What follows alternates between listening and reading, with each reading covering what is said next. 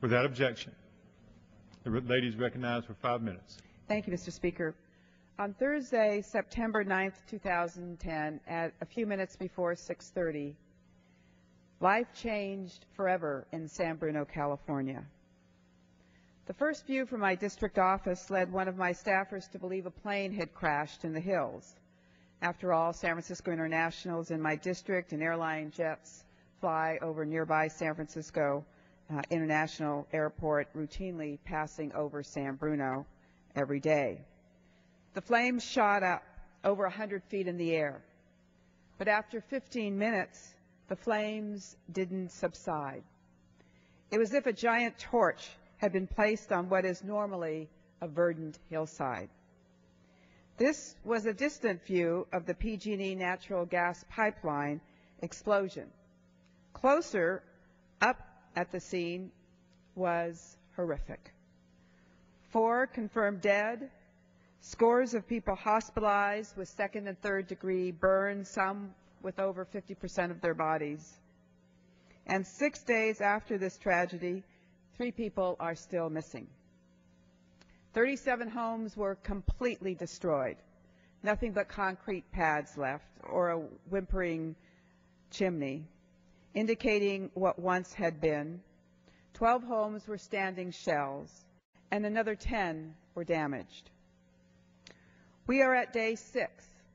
The smoke has cleared, the ash has settled, and one thing is really very clear.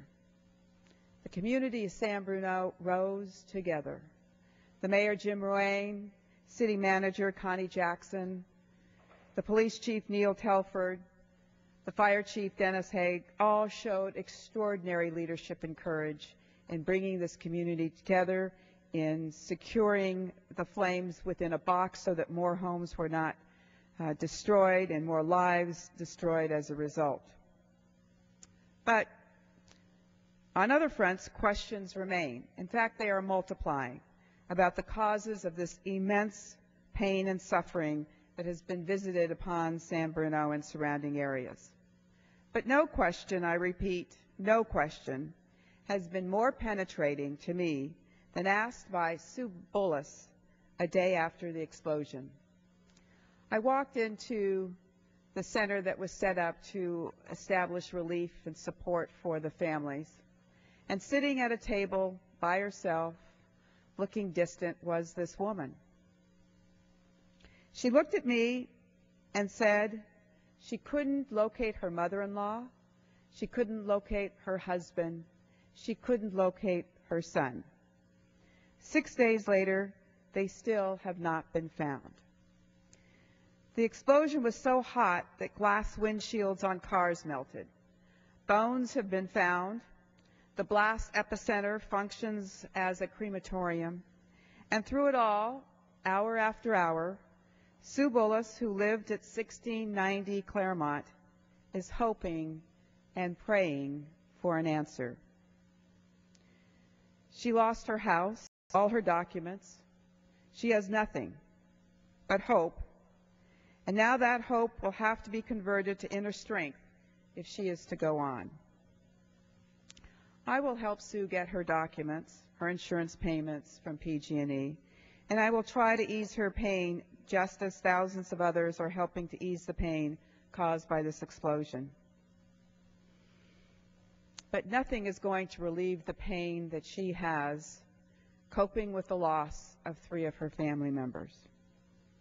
On Friday, we will bury Jacqueline and Janessa Grieg.